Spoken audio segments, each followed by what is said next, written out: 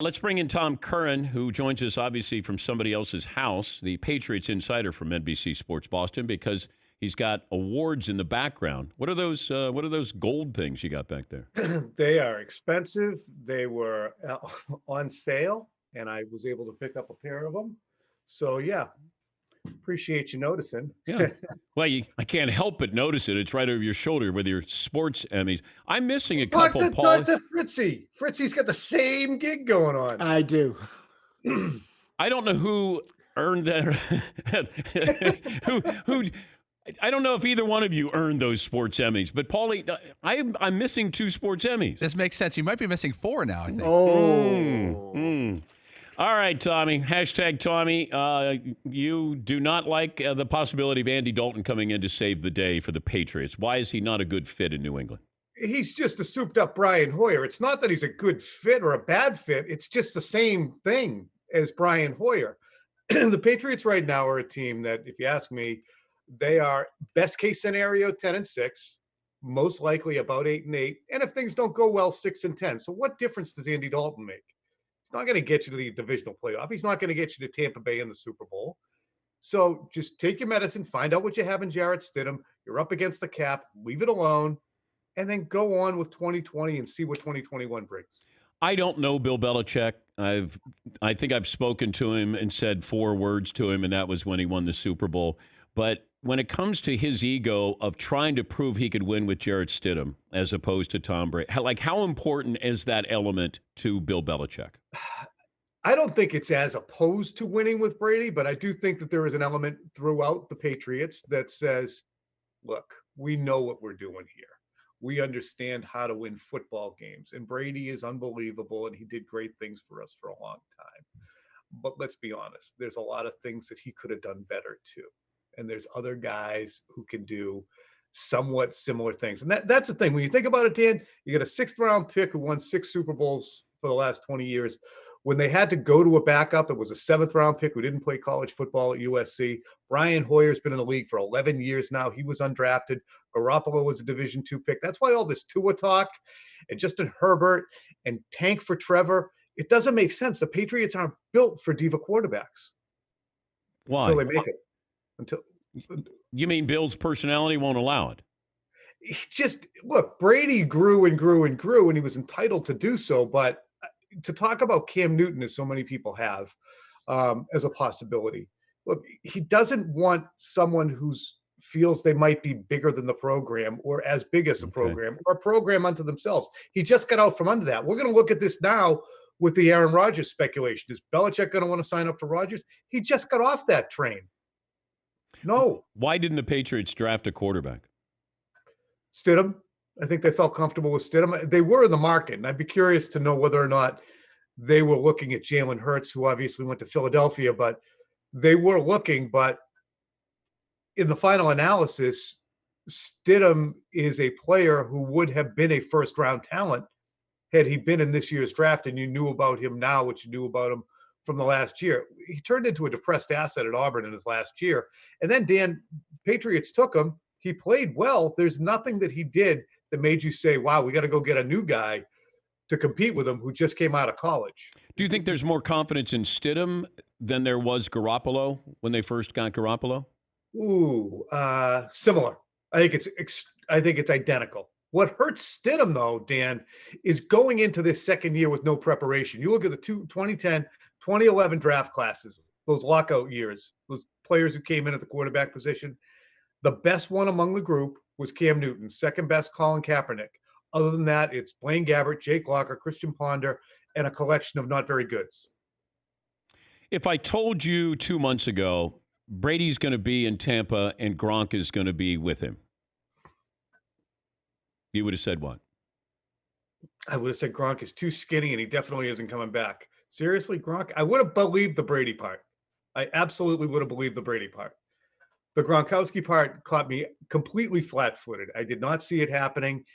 And really, I wrote this last week, he really outflanked Belichick and kind of Belichick on this. Yes, there was no recourse. Yeah, you're right. Because they couldn't pay for him. And Gronk's basically saying, hey, I want to come back. Right. But I know you can't take me back because I'm too expensive. Oh, I guess I'll go to the Buccaneers. Can you Right. send me to the Buccaneers? But I won't go anyplace else, so don't try to trade me anyplace else. And the beautiful thing, like, he could have really been a dink and said, I'm coming back. And they said, well, we're not going to trade you. Okay, well, too bad. I'm under contract. You're going to have to either cut me or start cutting guys. If they start cutting guys 3 weeks down the road, you could say, change my mind. But do you believe that Gronk had the playbook of the Buccaneers for the last month? I don't believe he had it for the last month. I believe that he probably has had conversations with Brady as to, here's some of the things that we could definitely be doing if you sign. I can't imagine that they wouldn't be on the phone. He said, I'm coming to Tampa. Okay. What are we going to do? Can't tell you yet. No, it's not going to work that way. No, it's like Yelp. You go on Yelp and you check the menu of the restaurant you're going to go to. I'm sure that this was his way of going on Yelp. Brady gave him the playbook and said, hey, yeah. And then, so Gronk's had it for a while. It's just Gronk being Gronk tells everybody that he's had the playbook for a month. Is this a big deal if you're the NFL and Brady's involved in this? Like, these times it feels like a small story becomes a bigger story because the media has nothing else to talk about. Right. Is this a big deal if you're the commissioner of the NFL that Gronk may have had this playbook while under contract with the New England Patriots? I don't think so. Just because he hadn't been active last year. I mean, if you want to chase it to the ends of the earth, you probably can make a case for saying, hey, don't do that again. I don't know if you're going to fine him or take a draft pick. I mean, it wasn't Bruce Arians. It wasn't Jason Light. It's Brady. Yeah.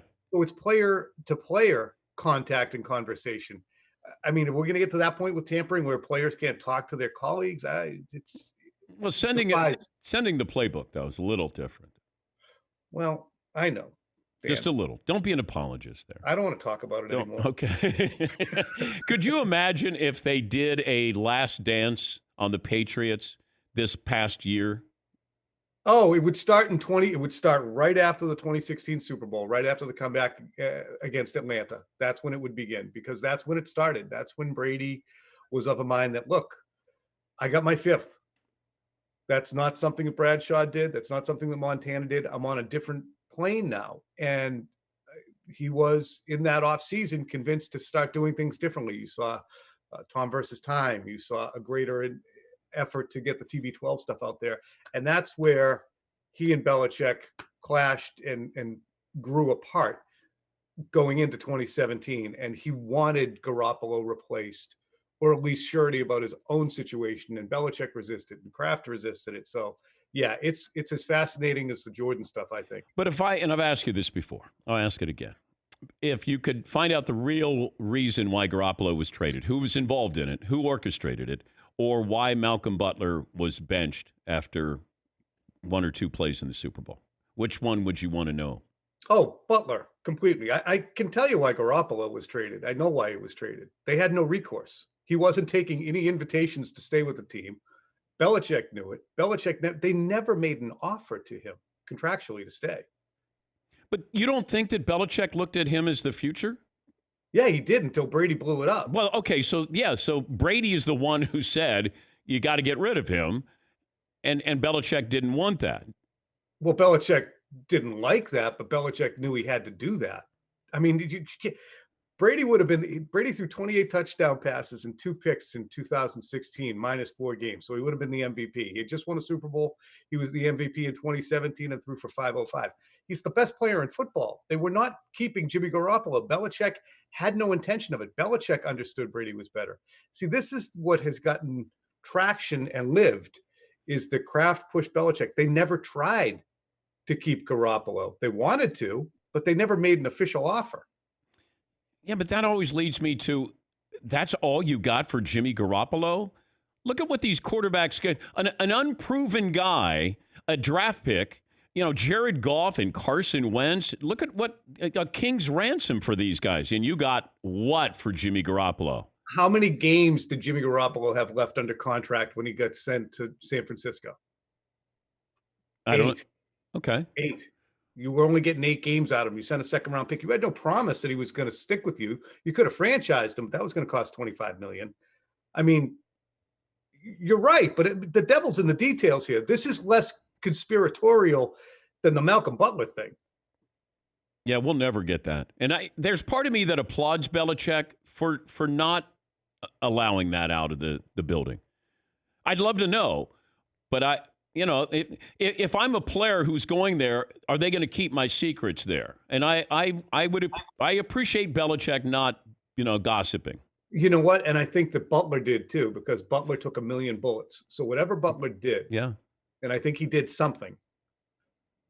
The fact that he took the onus on himself and said, look, I was sick early in the week and my head wasn't in the game. And I understand. He didn't understand. He just knew that he had done something during the week, whether it was insubordination or worse, that was going to make it look bad for him if he got to free agency. And every team knew that he got himself benched for the Super Bowl by being a dink. I personally think that Belichick, took a AK-47 to a mosquito with that issue and should have backed off it. But that's enough. I'll leave you with this. What? The Patriots make the playoffs? No. Mm-mm. Oh, okay. No. Mm-mm. What are you going to do in January? I'm going to win. I'm going to go pick up some more Emmys. You're going to pick them up from my studio and put Right. them in your house. That's how you pick them. You need your buckets. Can I empty your barrels? I'll lock up. Hey, great to talk to you. Thanks for joining us. We appreciate All right, it as buddy. always. I'll talk to Thank you you. soon. That's Bye. Tom E. Curran, covers the Patriots.